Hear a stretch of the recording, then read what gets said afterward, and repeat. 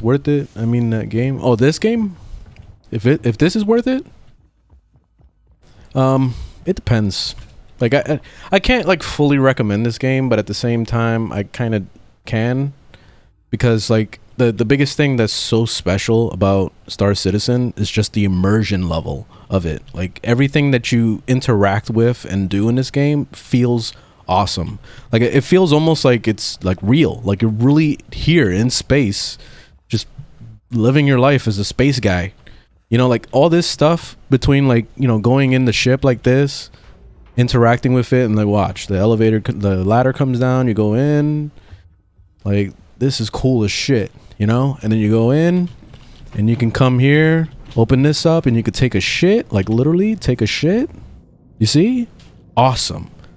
Like the only thing we can't do is actually take a shit though, but eventually, hopefully one day we can do that, because I want this game to be like My Summer Car, where you're like taking pisses and shits and smoking for like stress and like all those things. Like I really love that. I don't know why, but everything in the ship is interactable. Like you see in here, there's a storage bin. You see, you can actually put things in there. So like I could maybe grab something from my inventory, and you see like this water bottle, carry it from my inventory, and I could put it in there. Place. Oh, it's not really interacting properly. It looks like it's not really functional. All right, never mind. Sometimes things are functional and then other times it's not, I guess. It's okay. It's not a big deal. Anyway, you know what I mean though. Like there's this is so cool. Like this whole thing. Look, you could even sleep in the bed, and you can even log out and then you'll like stay in the ship. Sometimes like the game is actually pretty buggy, so like you never know if certain things are not going to work and other things would, and that's the whole thing with this game. You got to be really careful on how you play it, but it's just so cool to interact with all this stuff though. And this is just a normal ship. This is not something crazy. Like if you guys saw the big ass ships, like the actual monster freaking juggernaut ones that have like full interiors with a bar and like multiple beds and like different sections that go into like an engine room, and it's ridiculous, man. It's fucking insane. It's insane that this game has been built. You know, this whole thing. Like me, I've been spending most of my time in space stations like this, but if you actually go to the planets and you do things on the planets, like it's just the exploration and the immersion levels what makes this game so damn special. And this is why this game is just unstoppable. There's no way that any space game could possibly replicate this. No way. Starfield is not going to hold a candle to this game. Basically, the only competition for Starfield is like No Man's Sky. That's it. Like, and I know a lot of people get triggered when they hear like, oh no, it's nothing like No Man's Sky. That's bullshit. So because basically like the only thing that I could say is good about the Starfield is that they have RPG elements. So I like that you can level up and you can, you know, make builds and do all that stuff. That's cool. But like not being able to go off the planet to go land on it and all that stuff, like that sucks. That's not in the game. It's not a super game breaker, but it's still gonna hurt when I've been playing this game for so long and also playing No Man's Sky. It's gonna hurt me not being able to do that. And it's because their engine is just so limited, because they're still using that creation crap. So unfortunately we got to deal with that, but hopefully the story's good. Like that's the only thing that I'm really looking forward to, and that's it. You know, Bethesda, I can't really trust them yet either, because I feel like they're gonna do something dumb to ruin it, or it's just going to be filled with a lot of bugs, even though they're still hopefully taking their time. But it's probably going to be really shitty, and we're going to have to wait at least like a year until modders fix the game, basically. That's how I'm looking at it. Compare it to with Elite Dangerous. The last time I played Elite Dangerous, I played it on the console, and it wasn't the same. Like they have that new update where you can actually do the Star Citizen thing of landing on the planets and like, you know, getting out and doing stuff. But the PlayStation version or the Xbox one, like that one's like very basic. It's only ship stuff. So like taking off out of, you know, space stations and stuff. You can't land on the planets or anything. Like it's just like floating around basically and just doing bounty hunting. That's all it is. It's just a space game, and that's all. But this has like everything built into it. So it has like the ship combat. It has the landing on the planets thing. It has missions to do. And then it also has the ground combat where you can shoot guns and you can do melee and, you know, all that stuff. It feels like Call of Duty, actually. It's actually pretty well done. I was doing the PvP. They have like an arena thing that's like Call of Duty style, where it's just like a team deathmatch thing. And when people actually do it, it's fun. Like, it's really good. It feels nice. They did an awesome job with the combat. It's just right now, the PvE side of it is kind of shitty, because the mobs don't respond to you because of server lag or whatever, and they're working on trying to add in like a whole new server system. I forgot what it's called, like persistent some shit or whatever. There's a word for it that they're using. There's a whole like server integration thing they're doing that's supposed to make things better, to have the not only the NPCs be more responsive, but also like maintain where things are placed in the world. So like if I drop a box in the middle of nowhere on a planet, it will stay there forever as long as the server like exists, basically. And apparently even if the server is taken down like for a maintenance or whatever, it will still be there, which is crazy. So like it remembers everything. So that technology sounds insane. So we'll see whenever that drops. That's supposed to actually come out this year, but who knows with these guys. It's probably gonna be a while. And apparently they're actually starting to get ready to maybe even move this into a beta. So that'll be nice to actually see this getting a little better. See, because this is so cool, like landing and poof. And then we'll go and get out.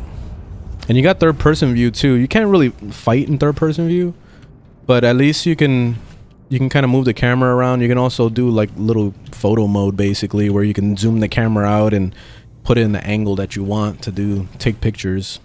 It's nice. I'm gonna loot the whole place, take all the guns. I still gotta sell all the guns I've collected over the past couple days. There's been a lot of stuff. Pretty much the whole thing with this game is just trying to make money so that you can buy new ships. That's pretty much the whole concept of this whole game.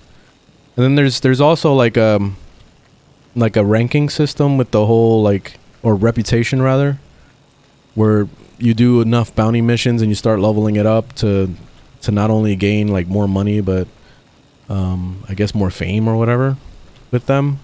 They give you different types of missions, so that's cool. And eventually they're gonna add a single player campaign type thing with this game. And they had Mark Hamill as one of the characters in that. They were showing it a while back. I don't know whatever happened with it, and if they're still working on it, probably. But they got a lot on their plate with this game. This game is definitely heavy. There's a lot. There's a lot to this game. It's insane. It's super ambitious. It's easily the most ambitious game ever created. How long the new ship is with you? Oh, this ship that I have, I mean, it's with me forever until they reset the server or whatever. Because they periodically, they'll do a full wipe of the server, and then you have to start a whole new character, and that's when you have to get your ship again. You have to go buy, but that's if you're trying to play this game basically for free or whatever. You have to actually work for them. But if you pledge, which is buying the ships directly, that you keep it forever. So for example, I spent $45 on this game a long time ago, and it gave me the Aurora ship, which is that tiny little baby starter ship, which is garbage, but it's enough to at least get you started in the game. But then there's the big ships, like the big monster ones and all that. They're worth like thousands of dollars for real. Like people spend literally thousands of dollars on these ships. So, but they're those ships you get to keep forever. So like if they reset the server, then you'll still have the ship. Better if you're gonna be spending $1,000 on a ship. But oh, what the hell was that? He flew through the.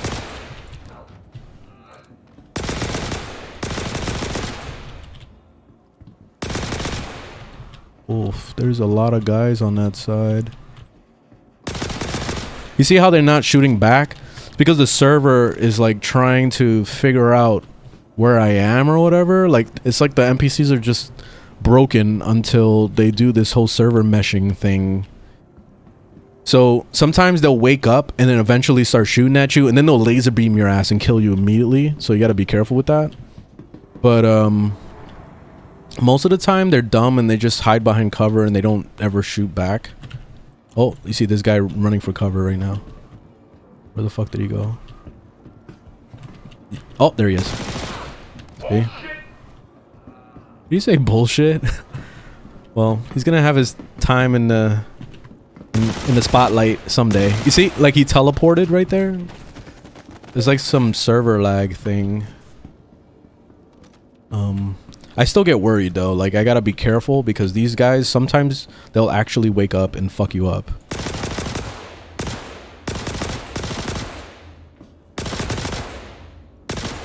What the hell? Oh shit! Oh, my gun is not working. Oh, T-posed. Oh, no, he's dead. You see, like, it's just... Sometimes they get bugged out. There we go. So this is not perfect yet, you know? This still has a long way to go until this game is, like, actually, like, good. But... It's nice for now. At least it's playable enough to be enjoyable. So that's... Oh.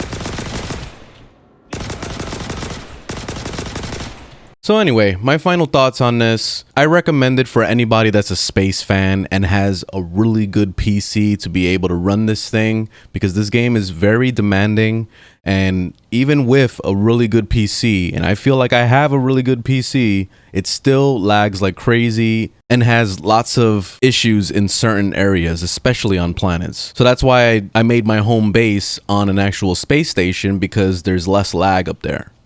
Another thing that's really hard to get past is the bugs. There's tons of them. You will be running into everything you could possibly imagine, falling through the floor, your inventory bugging out, which I did make a video on how to try to avoid that. But it's trying to avoid bugs is the hardest part of this game. And that's the thing you're going to be battling the most with. So on top of performance issues and bugs, you could end up hating this game and never wanting to play it again.